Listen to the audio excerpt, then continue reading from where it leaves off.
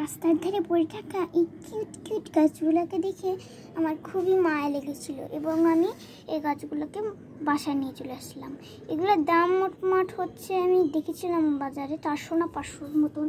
এইগুলোর দাম 400-500 গ্রাম বলছি, 200, 250, 300 এরকম 10 টাকাও আছে। তখন আমি লেমন সার দিয়ে দিচ্ছি, এটার জন্য গাছ ভালো থাকে।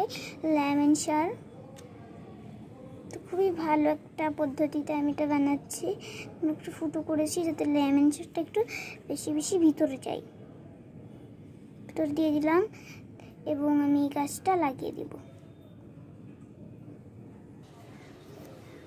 তো আমার লাগানো হয়ে গেছে, দেখতে খুবই কিউট লাগছিল। আর এইগুলো হচ্ছে আমি কিনেছিলাম 300 টাকা দিয়ে, আর এটা কিনেছিলাম 50 টাকা দিয়ে।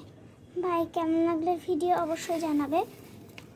আমার কিচেন গার্ডেনটা দেখতে জাস্ট এরকম আমি রাখবো এখানে। আর আমি এখানে প্ল্যান্ট পালং শাক লাগিয়েছি।